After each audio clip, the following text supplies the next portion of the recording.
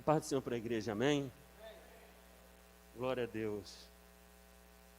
O Senhor é a nossa esperança, o Senhor é a nossa fortaleza, o Senhor é o nosso escudo, o Senhor é o nosso Deus, o Senhor é o nosso pastor e nada nos faltará. Se Ele não guardar a casa, em vão vigiam os sentinelas, e a gente continua fazendo a nossa parte, mas com certeza, não a nós, mas ao Teu nome toda a glória, porque só o Senhor, né? Vamos continuar, é tenso, é desgastante, todo esse sistema, né, que a gente precisa enfrentar, chamam de novo normal, né? Eu não acho nada normal, mas inevitavelmente que a gente está passando, enfrentando. Na última turma que eu estudei, a gente estava falando que nós não temos um problema. Para a gente esquecer essa palavra problema, a gente tem um desafio. E nós vamos vencer esse desafio em nome de Jesus. Antes de tudo isso acontecer, de nós passarmos a viver dessa forma, eu já costumava dizer que nós não temos um problema, nós estamos passando por um problema. Porque sempre há uma solução. O Senhor sempre trabalha a nosso favor. E não é por nós, é por Ele, é por causa do nome dEle. E Ele diz que o nosso trabalho é descansar nele.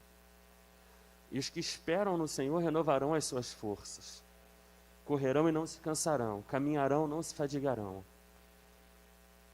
Só existe um jeito da gente combater essa ansiedade, é com fé. A Bíblia diz que a vitória que vence o mundo é a nossa fé. E aí, irmão, vai depender de como está a sua mente. Se a sua mente estiver desprotegida, vazia, né? Quantas pessoas viveram se alimentando de mamadeiras espirituais, de um alimento muito fraco, de uma água de batata. E nesse momento, ela se espanta. Nesse momento, ela se desespera. Hoje de manhã eu estava ouvindo uma mensagem, a diferença de Jonas para Paulo. Jonas se desesperou, entrou num barco, viu todo mundo jogando tudo fora, o problema era ele, e ele não queria levar a mensagem para Nínive. E Paulo, do outro lado, ele encara aquele povo e fala assim, ó, esse navio não é bom que ele saia, porque vai ter problema. E é diferente. Alguns vão fugir do propósito de Deus. Outros vão dizer para os fugitivos o propósito de Deus.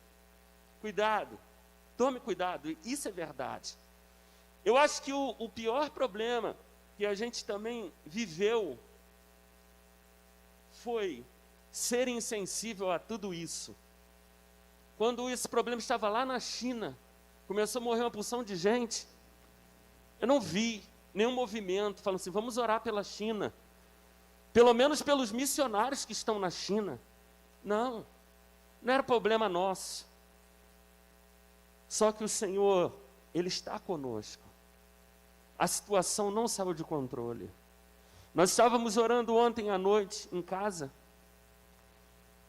Aqui no mundo existe ponto final, rua sem saída, beco sem saída, um GPS maluco que te joga para um destino errado. Mas isso não quer dizer que estamos encurralados ou perdidos, porque o acesso que precisamos para viver sempre esteve aberto. Não é para a direita, não é para a esquerda, não é para o alto. O nosso acesso está liberado. Você pode aplaudir o nome do Senhor nessa noite?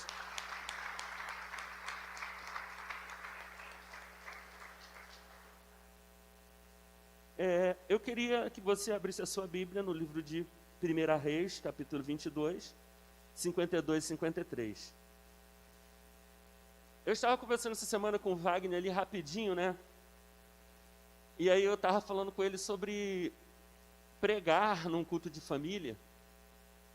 E eu falei com ele assim, pregar num culto de família, não é um cara chegar aqui e falar que Elias, que desceu fogo do céu, que queimou, que aconteceu. E eu tinha 3 temas, assim,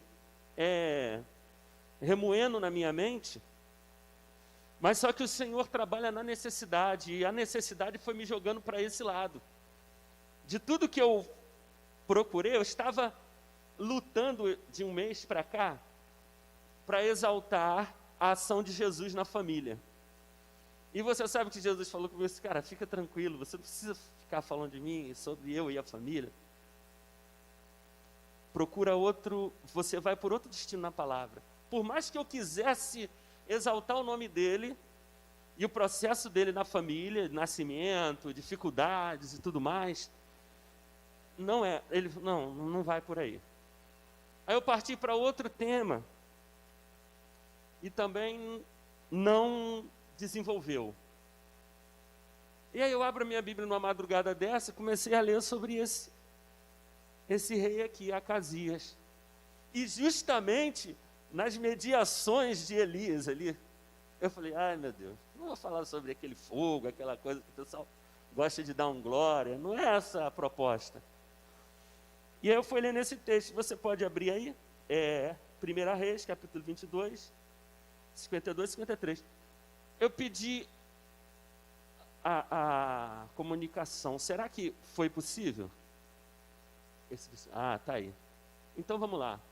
Acasias, filho de Acabe, começou a reinar sobre Israel em Samaria, no 17º ano do reinado de Josafá, rei de Judá. E reinou 2 anos, diga, reinou 2 anos. Segue, fazendo favor. Fez o que era mal aos olhos do Senhor. Até aí eu estou assim, meu Deus, o que isso tem a ver com família? Fez o que era mal aos olhos do Senhor, pois andou nos caminhos de seu pai, bem como nos caminhos de sua mãe, e nos caminhos de Jeroboão, filho de Nebate, que levou Israel a pecar. Aí eu falei, bom, um filho, um pai, uma mãe, um amigo, é família. Então vou ficar aqui por Elias mesmo, que está tudo bem. Vamos orar? Meu Deus e meu Pai, obrigado pela sua palavra, obrigado pelo teu evangelho poderoso sobre nossas vidas. Eu costumo dizer, Senhor, repetir o que o Senhor disse, que tua palavra diz a respeito dela mesma. A tua palavra é mais poderosa que arma cortante, espada de 2 gumes. Ela é poderosa para penetrar até a divisão da alma e do espírito. Ela é poderosa para controlar as nossas juntas e as nossas medulas. E a discernir os pensamentos do coração. Essa palavra também ela tem 3 ações simultâneas quando a pregamos. Ela é para exortar, para consolar, para edificar. E eu peço a Ti, Senhor, consola os que precisam ser consolados, edifica os que precisam ser edificados e exorta os que precisam ser exortados. E que a gente aceite a sua correção, porque o Senhor corrige a quem ama. Amém? Glória a Deus. Meus amados e queridos irmãos, eu te garanto que eu serei breve. Acasias, filho de Acabe, um rei que reinou só por 2 anos, um cara que poderia fazer história reinando, mas ele fez o que era mal aos olhos do Senhor, porque ele seguiu o exemplo do pai e o exemplo da mãe. E aí eu fiquei questionando quem era o pai de Acazia e quem era a mãe de Acazia. O seu pai também foi rei. O pai de Acazia era Acabe. A sua mãe era Jezabel. E é o tema da mensagem dessa noite, exemplos. Você pode colocar aquela imagem para mim, colega? A palavra convence, mas o exemplo arrasta. Poderia apagar as luzes, só para a gente ver melhor aqui um pouquinho. Está vendo, irmãos? As palavras convencem, mas o exemplo, ele arrasta. E essa criança segue um exemplo. Amém?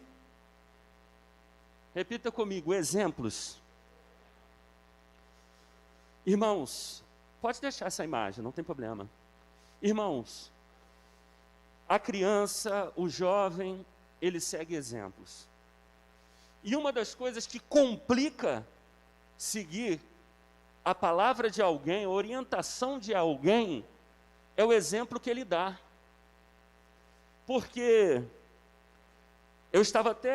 o próprio Jesus falou dos fariseus, ele falou assim, pode seguir o que eles falam, só não faça o que eles fazem. E isso é complicado na cabeça de qualquer um, principalmente de um filho, que não consegue ver no pai um exemplo ou uma combinação das suas palavras com seus atos. Eu não gosto de pregar sobre família num culto de domingo, onde tem pais e mães e filhos, adolescentes, lado a lado. É um tema muito perigoso. E às vezes o que eu falo aqui está expondo um pai, mas eu não sei a vida do pai. Eu não sei a vida da mãe. E às vezes um filho que já está um pouco rebelde ou revoltado com as atitudes do pai, ele vem aqui e ganha fôlego. Mas eu digo para você, meu jovem, que está aqui, se por um acaso houver alguma coincidência de alguma coisa que a gente disser aqui, que combine com seu pai ou com sua mãe, o Senhor está aqui te preparando para ser uma filha melhor, um filho melhor. Não para ser um filho pior. Sair daqui pior do que entrou, não está de acordo com a palavra. Porque a palavra, ela é lâmpada para os seus pés, luz para os seus caminhos. E ela é espelho também, e ela é água que limpa as nossas vidas. Então, se você está aqui, ainda que você tenha vindo para aqui obrigada pelo seu pai, glorifique a Deus por esse cara que pega no seu pé. Diz um pregador que bem-aventurado é o filho que tem um pai que pega no pé dele. Deve ser na Bíblia, na linguagem dele, nem na de hoje. Amém? Esse Acasias teve esse pai. E o exemplo desse pai era complicado. O mundo lá fora o elogiava. A história diz que Acabe foi um rei até bem sucedido por um tempo. Mas logo ele brincou com a verdade. Ele não podia ter se casado com Jezabel. Ele não podia ter feito isso. Mas ele brincou. Talvez como muitos fazem com as suas vidas. E diz, isso aqui o Senhor vai me dar graça que eu vou converter essa mulher. Eu lembro de uma jovem que, na minha infância, algumas décadas atrás, ela era uma bênção na casa de Deus, tocava violão, as crianças seguiam a sua voz de maneira tremenda. Tudo que ela elaborava, tudo que ela queria para aquelas crianças, ela conseguia. Num tempo em que nem escolinha tinha nas Assembleias de Deus. Porque na Assembleia de Deus, as crianças ficavam ali e quando os pequenininhos cantavam, falavam em línguas estranhas, era batizado com o Espírito Santo, o fogo caía, então não precisa mais de nada. Deixa o menino rodar. Então, irmão, essa menina consegue arrancar aquelas crianças de dentro do templo e levá-la para um reservado para ensinar a palavra. E ela foi passando. Foi passando da idade de casar também, porque às vezes a mulher quer casar, eu não sei qual idade é ideal para casar, mas tem uma hora que eles ficam assim, não vai casar não, está encalhada, para titia. E ela entrou nessa estatística.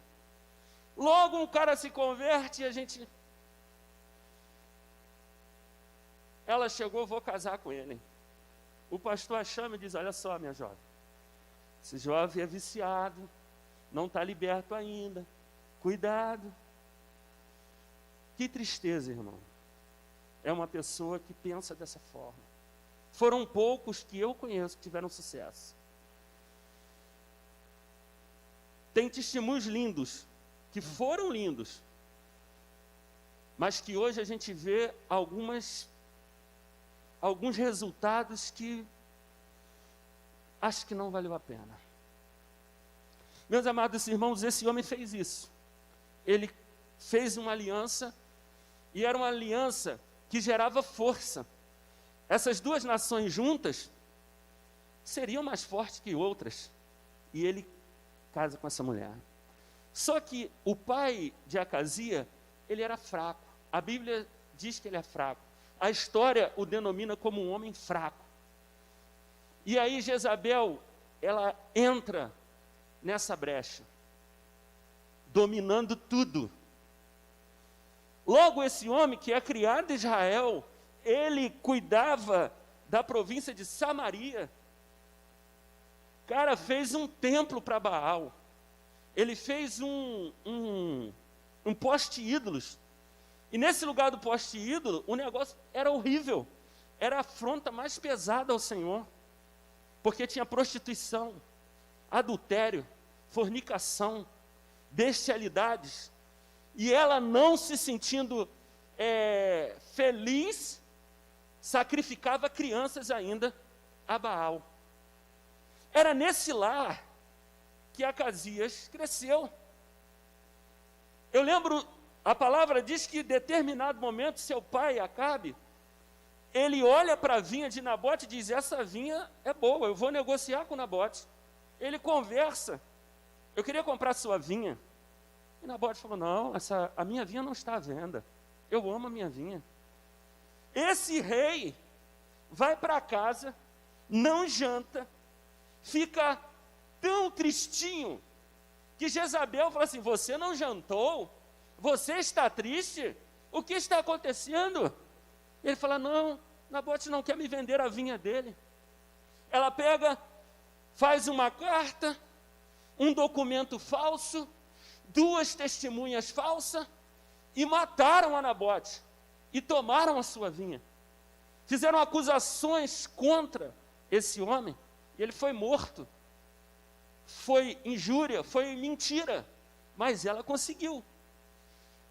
Essa mulher, ela é tão ruim na história, que ela é considerada como um demônio, um espírito manipulador, e ela manipula, e ela se apropria das coisas através da sua manipulação. O seu pai não criou uma postura de homem. Sabe qual era o seu nome, o significado do seu nome? Irmão do pai. Na última vez que eu preguei aqui, eu falei sobre esse modelo igualitário. Irmão do pai? Ser irmão é ter os mesmos direitos. Não é, Emanuele? Meus filhos nunca tiveram isso. Ah, porque um tem, outro não tem. Assim, não vai ter e pronto. Mete pé, vai lá, agora é a vez dele, espera na fila. Mas a Emanuele tem o privilégio de ser a mais velha. E a antiguidade é posto. Né, mano? Amo essa minha filha. Mas gosto também do Leone. Leone é parceiro. E ela ainda trouxe o capanga ali, o Evandro. Que é uma benção na nossa vida também, graças a Deus. Mas quem manda mesmo é a Patrícia. Essa semana faltou água, está ruim de água. Está ruim de água para alguém aqui? Aí acordou hoje de manhã, ela falou assim, quem manda lá em casa sou eu, né? A última palavra é minha. Ela falou, faltou água essa semana, a água chegou. Tem que lavar a varanda, tem que lavar o banheiro. Eu falei assim, sou eu mesmo. E deixa eu falar uma coisa para vocês, porque eu estava lavando o banheiro, e é melhor olhar pelo lado espiritual lavar o banheiro. Esquece o negócio de murmurar. Vai lavar o banheiro, irmão.